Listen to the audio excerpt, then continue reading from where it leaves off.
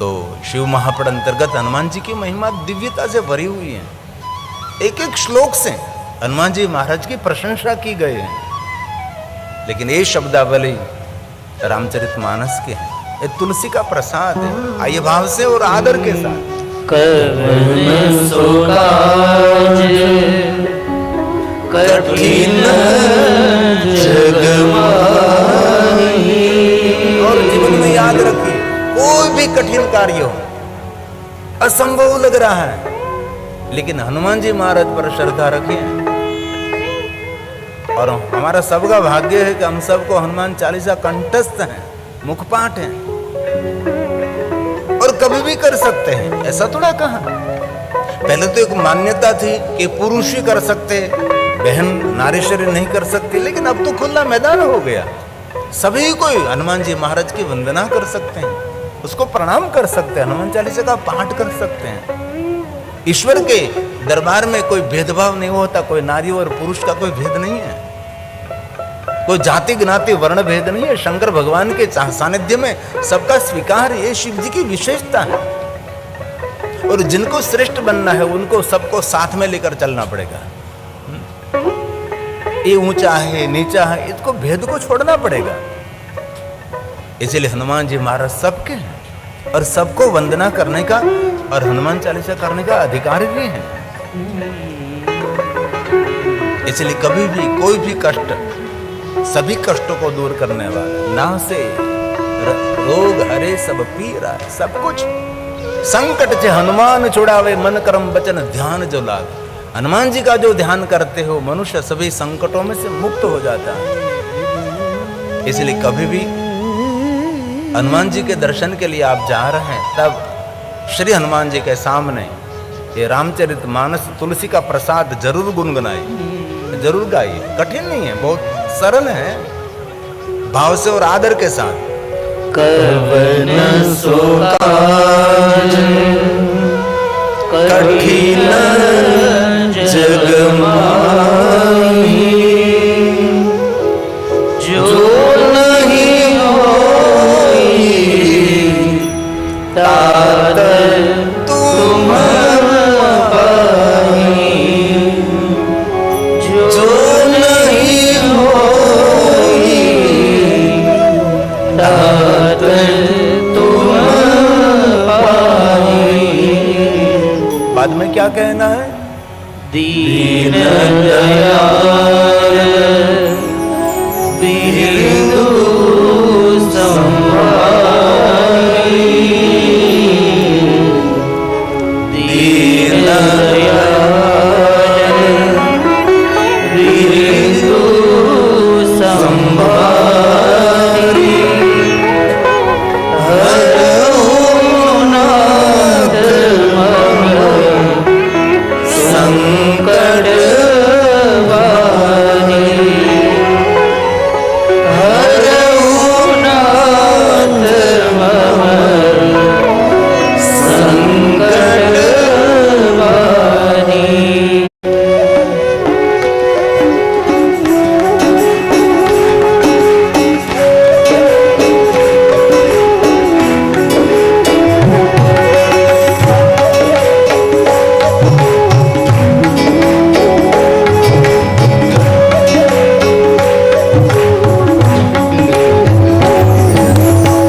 अंजनी ना जाया हनुमान समरू बजरंगी तबे।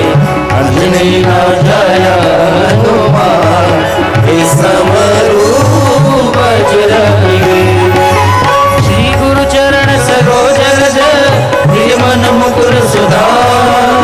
वर्णौ रघुबल विमल यश जो दायक बल बुद्धिहीन तनु जानिके सुमिरो पवन कुमार। बल बुद्धि ज्ञान मोहि हरहु कलेश विकार। अंजनी ना जाया हनुमान समरू बजरंगी तबे। अंजनी ना जाया हनुमान समरू बजरंगी।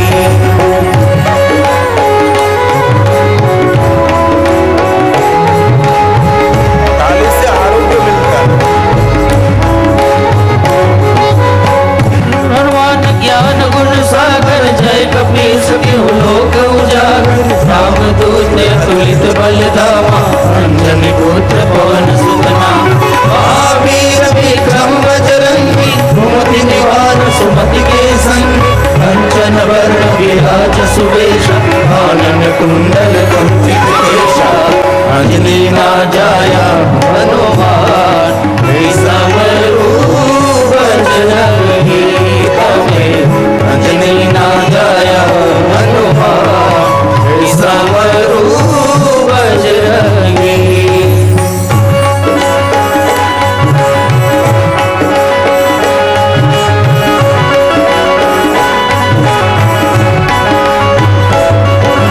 हाथ वज्र और ध्वजा विराजे कांधे मूंज जनेऊ साज शंकर सुवन केसरी नंदन तेज प्रताप महाजगवंदन विद्यावान गुणी अति चातुर राम काज कर गए को आतुर प्रभु चरित्र सुनि गए को रसिया राम लगन सीता मन बसिया अंजनी ना जाया हनुमान समरूप बजरंगी अंजनी ना जाया हनुमान समरूप बजरंगी।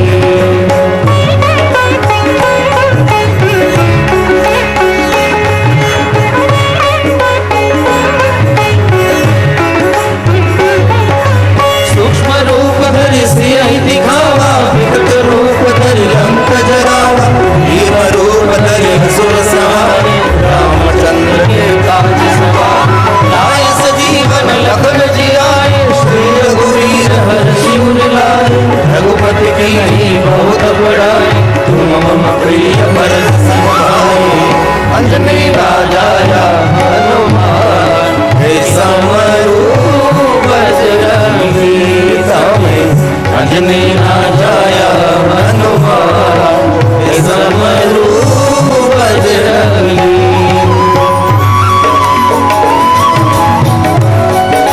हे वीरभंजन, हे कष्टभंजन, हे दुखभंजन। सहस्र बदन तुमरो यश गावे हस कहि श्रीपति कंठ लगावे सनकादिक ब्रह्मादि मुनीषा नारद शारद सहित ब्रह्म कुबेर दिगपाल जहाने कवि कोविद कहि सके कहानी तुम उपकार सुधी वही राम मिलाए राजपद दीना अंजनी ना जाया हनुमान समरूप बजरंगी तमें अंजनी ना जाया हनुमान समरूप बजरंगी।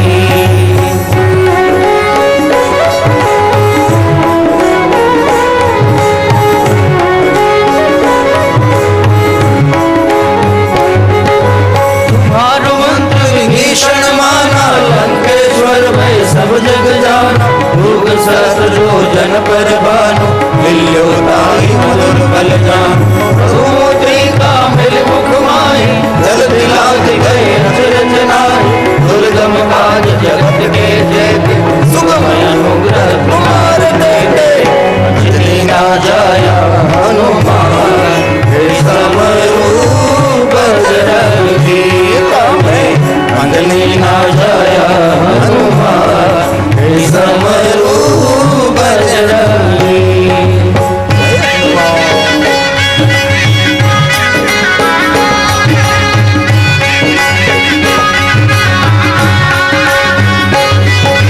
राम दुआरे तुम रखवारे होत न आज्ञा बिनु पैसारे सब सुख लहे तुम्हारे चरणा तुम रक्षक काहू को डरना आपन तेज सवारो आपे तीनों लोक हांकते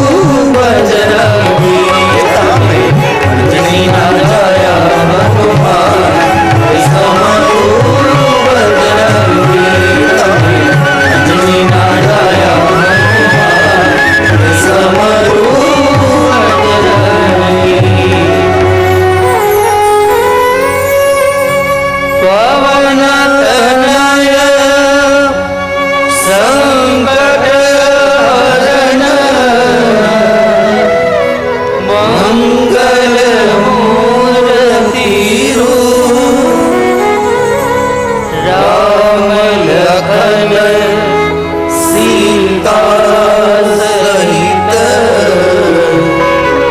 हृदय बसहु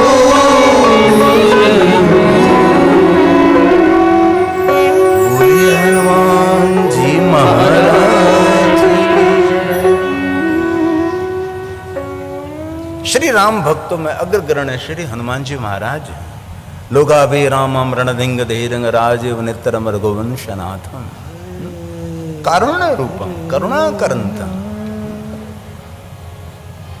श्री हनुमान जी महाराज के सामने भगवान राम जी को याद करने से हनुमान जी की बहुत प्रसन्नता रहती है। इसलिए जहां जहां श्री हनुमान जी का मंदिर है वहां भगवान श्री राम जी की धुन लोग गाते हैं, राम जी को याद करते हैं, क्योंकि राम नाम श्रवण करने का बहुत आनंद मिलता है। और हनुमान जी महाराज कथा प्रेमी भी है। जहां जहां प्रभु की कथा हो रही वह हनुमान जी महाराज श्रवण करने के लिए जाते हैं। माता नर्मदा के तट पर हनुमान जी महाराज ने स्वयं ने कपिश्वर महादेव लिंग की स्थापना की है। शिव महापुराण अंतर्गत कोटि रुद्र संहिता में बहुत सारे शिवलिंगों का वर्णन है। इनमें माता नर्मदा के तट पर बहुत सारे शिवलिंगों की महिमा है। दर्शन मात्र पाप हारिका जय जय मां नर्मदा। माता नर्मदा का दर्शन करने मात्र से और मनुष्य पाप में से मुक्त हो जाता है। ये माता नर्मदा। शिव महापुराण अंतर्गत कहा है कि कहीं भी शिवलिंग लाओ तो उसकी प्रतिष्ठा विधि करनी पड़ती है, प्रतिष्ठा के बिना नहीं। लेकिन माता नर्मदा के जल में से लाए हुए शिवलिंग की कोई प्रतिष्ठा विधि न हो सके। ये सभी शिवलिंग प्रतिष्ठित हैं, जिनको नर्मदेश्वर महादेव भी कहते हैं, बाणलिंग भी कहा जाता है। तो श्री हनुमान जी महाराज ने अपने कर कमलों के द्वारा बहुत सारे शिवलिंगों की स्थापना भी की। कभी आपको ज्योतिर्लिंग रामेश्वर महादेव जाने का अवसर मिले तो भगवान राम जी ने अपने कर कमलों के द्वारा शिवलिंग की स्थापना की। उसके पास जो विश्वेश्वर महादेव का लिंग है वो श्री हनुमान जी महाराज ने स्थापित किया है। एक आत्मलिंग भी है।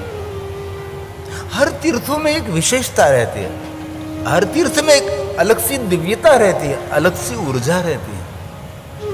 इसलिए कभी भी श्री हनुमान जी महाराज के दर्शन के लिए हम जाते हैं तो हम अचूक गाते हैं लोकाभि रामम रणधिंग धीरंग। पर हम सबको कंठस्थ है, हम सबको मुखपाठ है, हम सभी गा सकते हैं।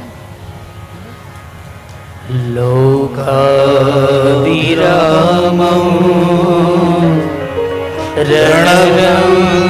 रणरंगधीरं राजीवनेत्रं रघुवंशनाथं। श्री राम जी को प्रणाम करते हैं। कारुण्य रूपं करुणाकरन्तं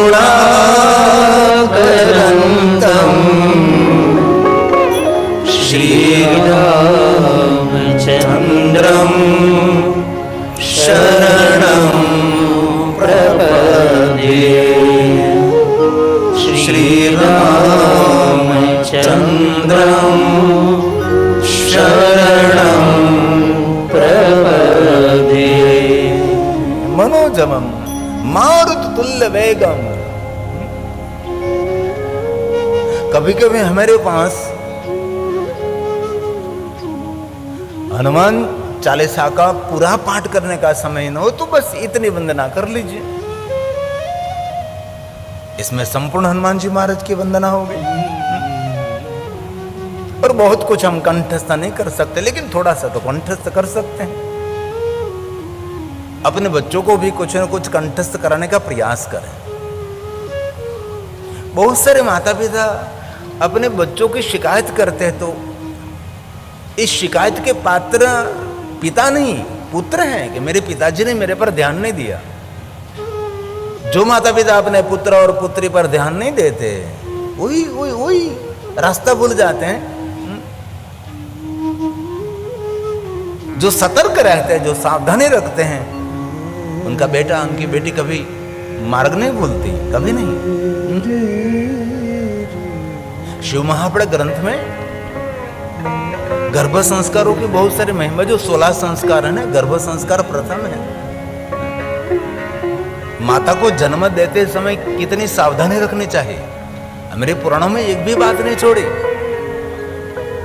लेकिन पुराण को गहरे से समझने वाला, समझाने वाला कोई वक्ता चाहिए। इसलिए बच्चों को भी इतना सिखाना चाहिए। मनोजवं मारुततुल्यवेगं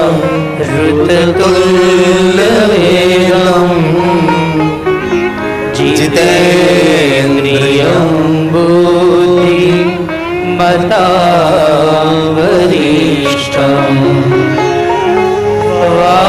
वातात्मजं वानरयूथमुख्यं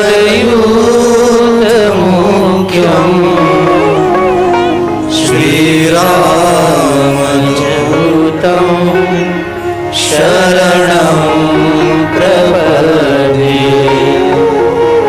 श्रीरामदूतं शरणं प्रपद्ये। तो श्री हनुमान जी महाराज भगवान महादेव का अंश है, ये शिव अंश है।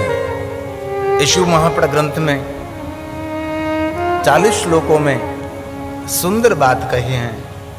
हमने निर्णय लिया था कि ये कथा में हम रोज रोज 3, 4, 5 श्लोक शिव महापड़ अंतर्गत जो हनुमान जी महाराज के बारे में कहा है कहने का प्रयास करेंगे।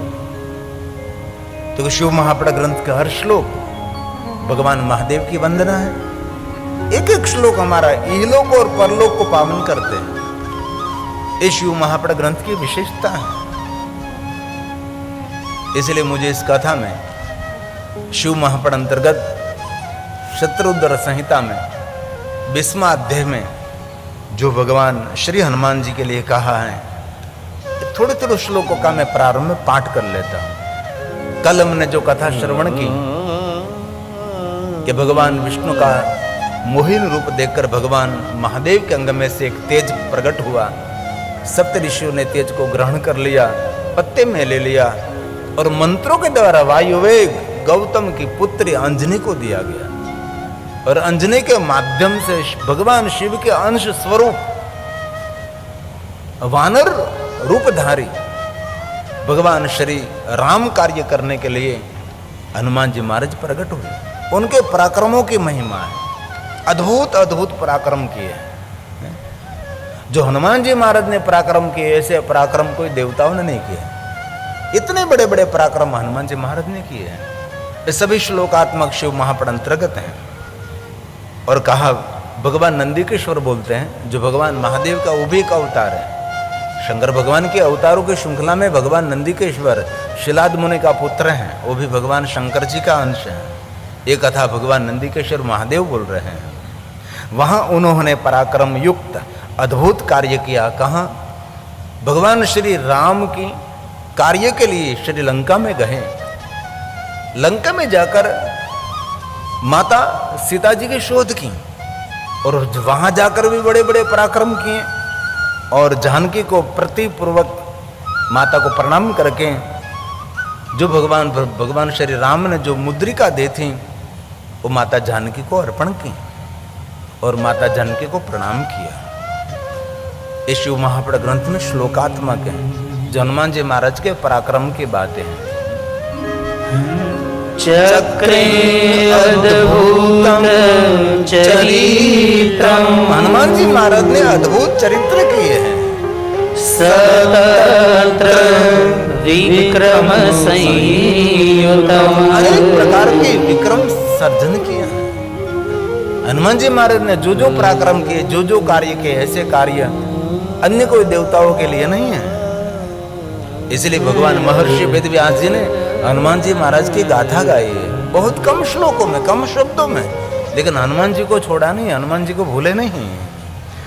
अभिज्ञानं ददो प्रीत्या सीतायै स्वप्रभोर्वरम्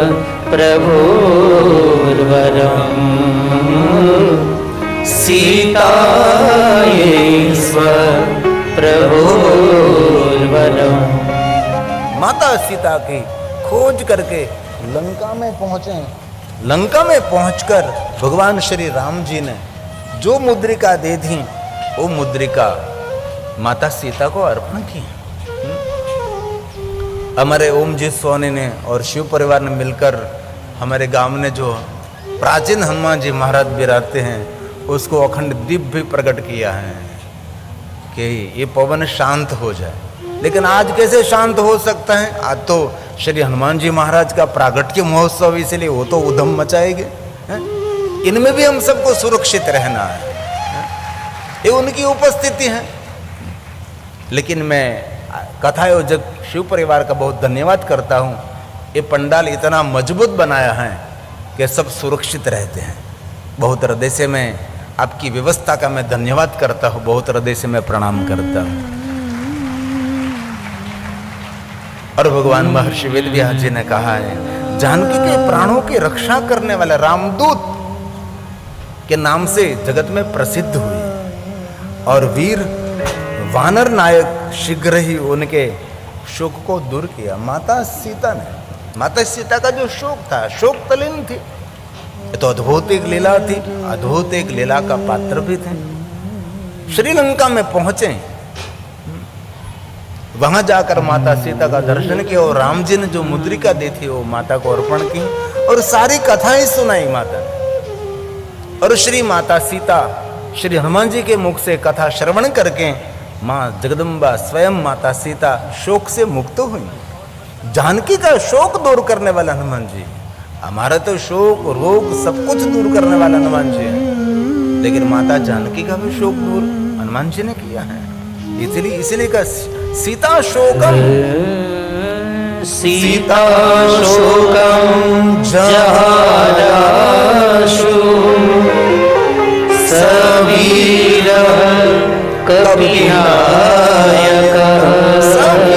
कपिनायकम, कपियों का नायक है सवीर, वीर हनुमान जी वीर कपिनायकम। और माता जानकी को सभी कथा श्रवण कराई, सभी कथा कही। हनुमान जी महाराज ने पूरा चरित्र कहा, भगवान राम जी का संदेश पहुंचाया। श्रावयित्वा रामभृतं तत्प्राणावन कारकम्, तत्प्राणावन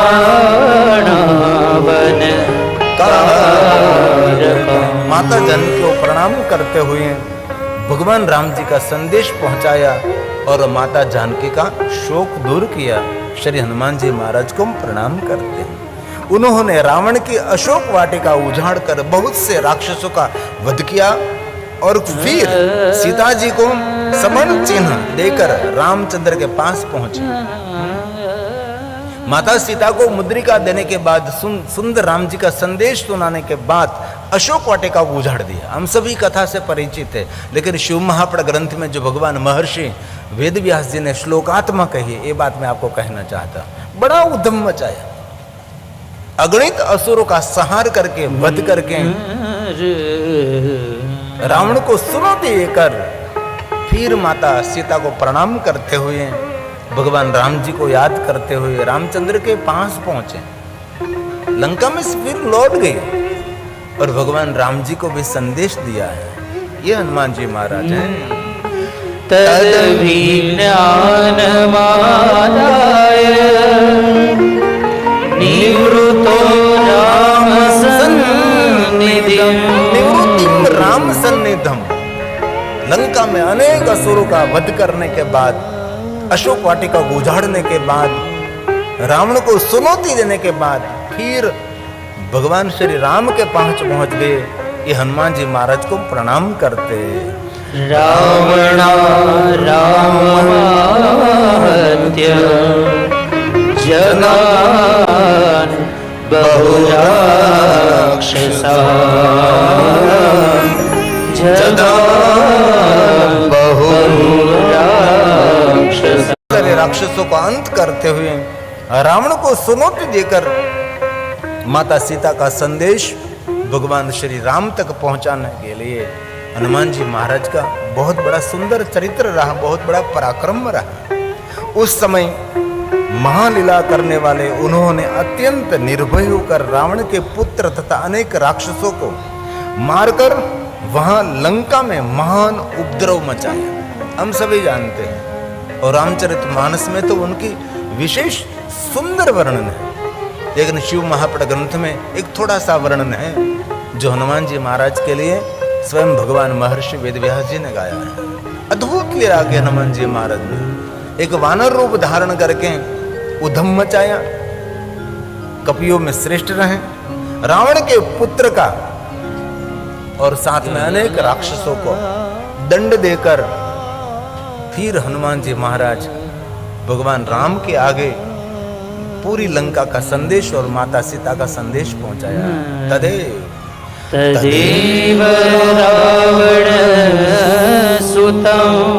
रावण सूतम, रावण का पुत्र सूतम, हत्वा सब राक्षसं, अनेक राक्षसों का अंत करते हुए सबोध प्रद्रवं चक्रे मोहोतिस्तत्र निर्भयः,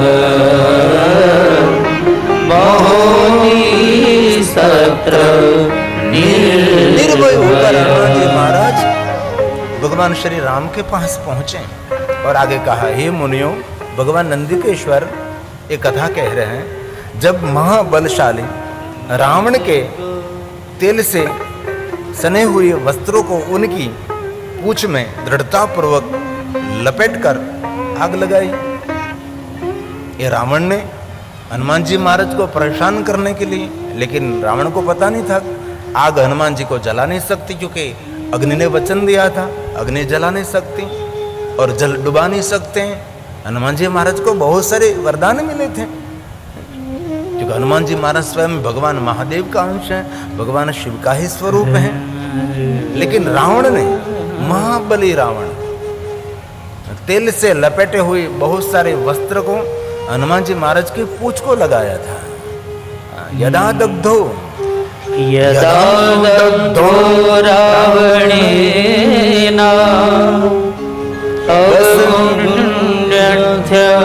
वसनानि च